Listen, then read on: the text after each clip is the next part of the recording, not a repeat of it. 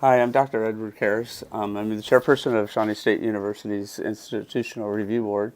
I'm here to take you through the steps of IRB application.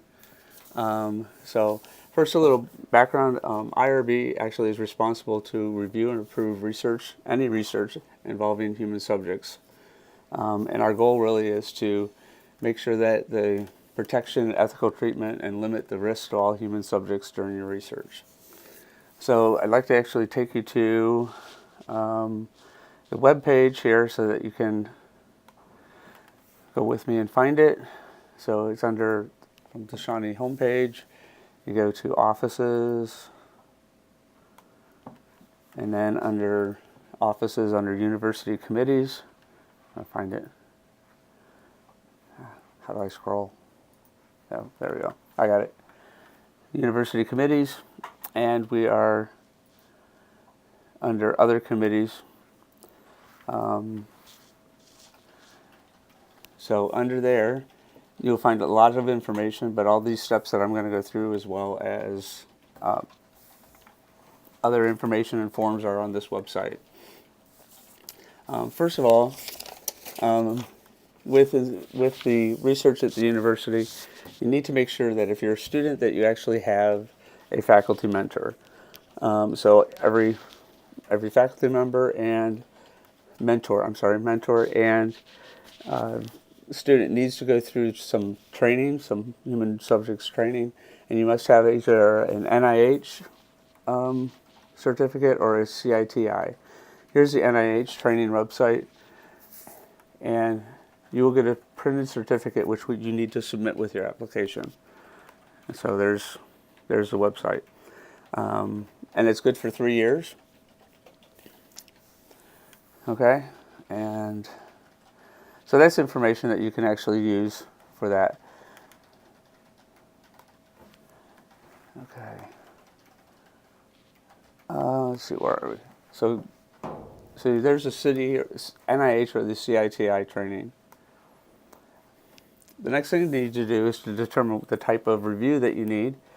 And I'll go through each one of these specifically, but this flowchart is actually on the website, so you can actually print that. We have a copy of it, and go through which type of research review you need. First one is exempt.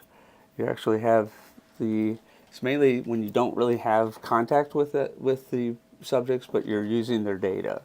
So it's like looking at grades and as a class or something like that. And I can actually approve those myself. So all you have to do is fill out the exempt application. You're not using anybody in a protected class, and I'll go through that in a second. But just use the flowchart to see which kind of review you need. If you have any questions, you can always email me as well.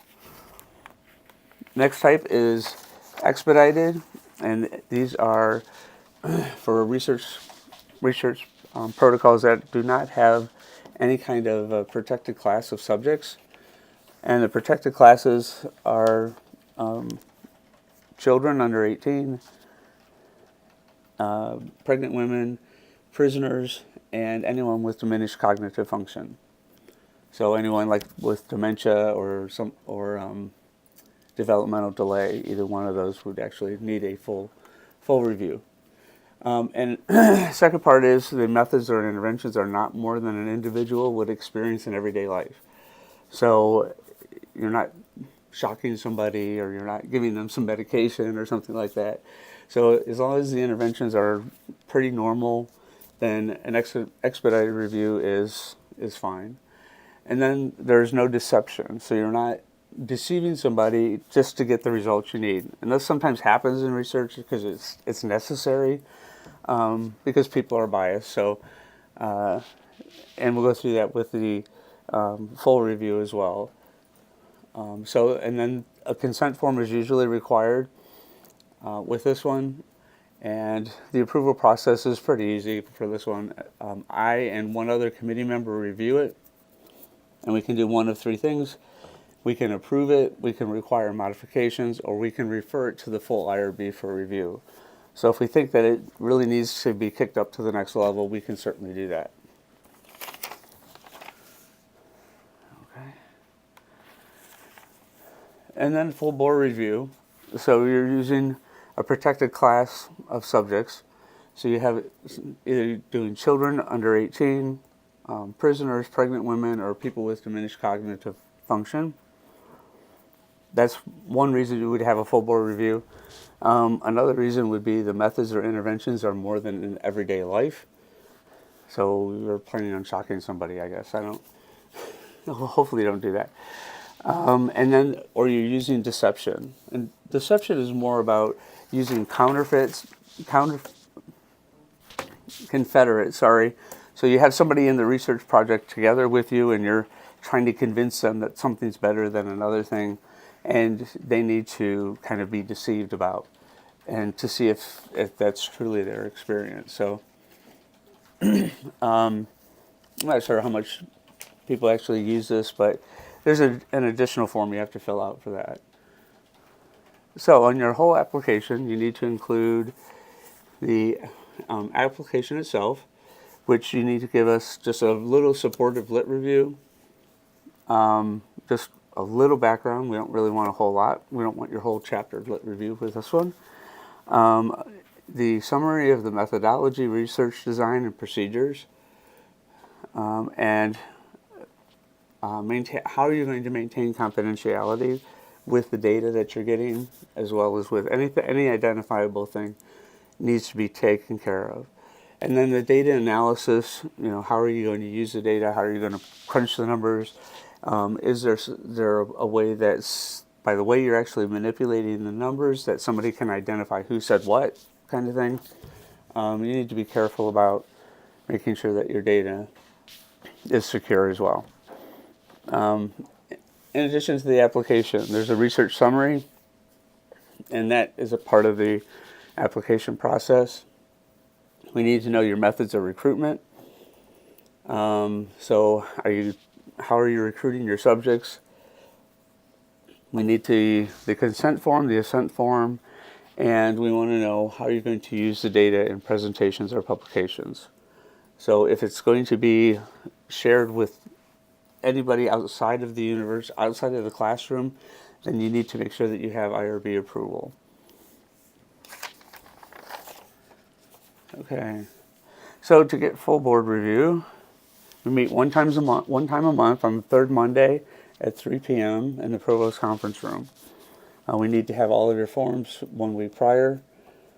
And we want you guys to come to the meetings because it's easier for you to be sitting there and answering questions so that we don't have to go a full month before we actually get your response and review it. So we invite you to the meetings when we're reviewing your application, so we can actually move this thing forward as quickly as we can. There are some required modifications that you'll get back, and these are the things that need to be changed before you can start your data collection. We also do some recommended modifications where the IRB members share possible improvements to the study design or methods, or it would be nice to look at certain aspects. We actually have a lot of researchers on this committee, so we actually have a lot of good insight into what actually is going to be your outcome.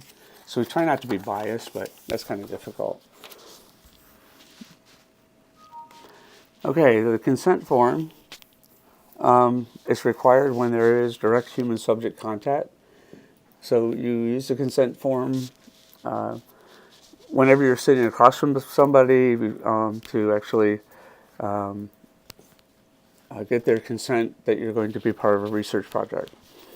We want you to use the consent form that is found on the website because it has the correct phone numbers, and contact information on it.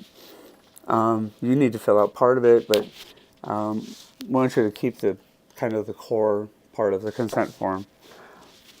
It needs to be written at an 8th grade level, so that people are able to understand what you're asking them to do or what you're going to require them to do.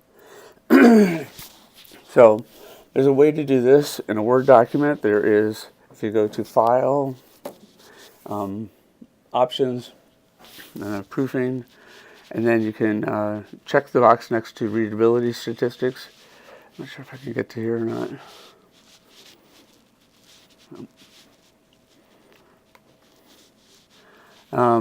And check the box next to readability statistics, and then when you proof the form, it'll actually tell you what readability is.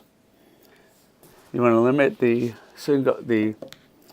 consent form to a single page, front and back. So it can be 2 pages long, but it just needs to be a front and back, and that's because that only requires a one stamp and no staples or anything like that. So it's easy to actually use. A copy is given to the participant, and the original is saved, and at the end of the study returned to the provost office for a 3-year storage period.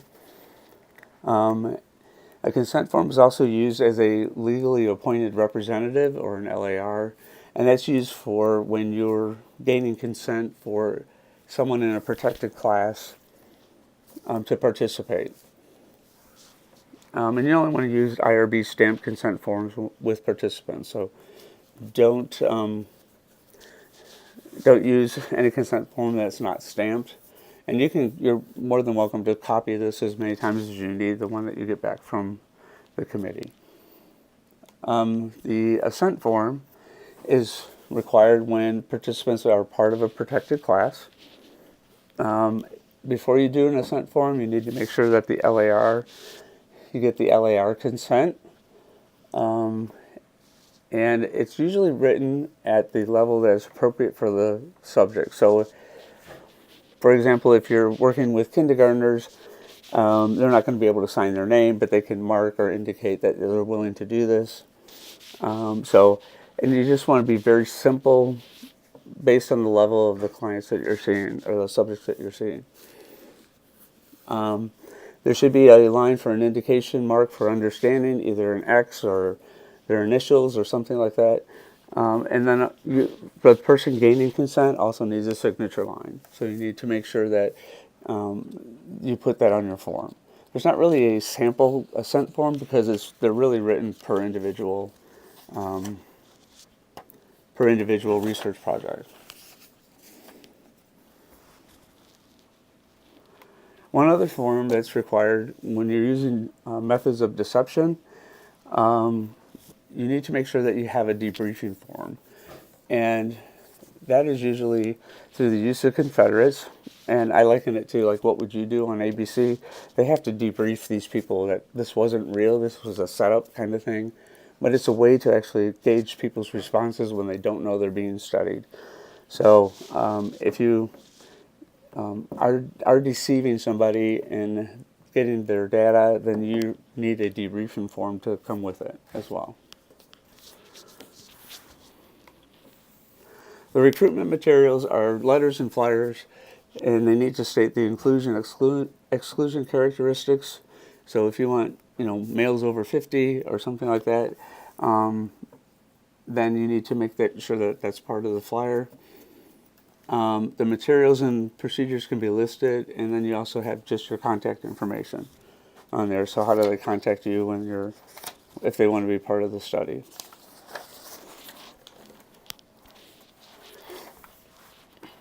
Now, when we look at a research project, these are the things that we're looking for. We're trying to mitigate the risk for human subjects. And the risks that we're concerned with are confidentiality. So we want to make sure that if they're participating, that they don't really have any identifiable thing that can trace them back to participation in your project. Coercion, we want to make sure that you don't have supervisory or leadership roles over the people that you're studying. My suggestion would be, if you're doing a classroom, that you don't study your own classroom, that you study somebody else's. And then physical harm or discomfort, we want to make sure that that's not too extreme. And then psychological harm. So asking certain questions in a certain way might cause somebody to think. And so they're usually, this is mitigated by giving people access to psychological services if they feel it's necessary. In addition to, on the website, you'll find these other forms. There's an adverse event reporting form, and an adverse event is anything that causes disruption in data collection. The researcher is ethically and legally responsible to report the incident to the IRB chair. The IRB chair will take it to the committee if they feel it necessary to review the protocol and determine whether or not it's safe to continue. The researcher is also ethically responsible to determine if they should stop the data collection immediately, or whether or not they felt like it was something that was not really part of the protocol and it was just an unusual event. It still needs to be reported, but it's not really due to the protocol. So, but you still need to report it, and so that we can review it. But you as a researcher really need to determine whether or not you need to stop immediately, or if you felt that things were okay and not part of the protocol. And the last thing that we require is a completion form when you're done with the research. And that's found on the website as well. It has specific questions about what the title of the research and who was involved in it. And then also all of the consent forms need to be returned to the provost office for that storage period of 3 years. And so if you have any questions, you can always email me at ekehres@shawnee.edu, and I'd be glad to answer any questions. And good luck.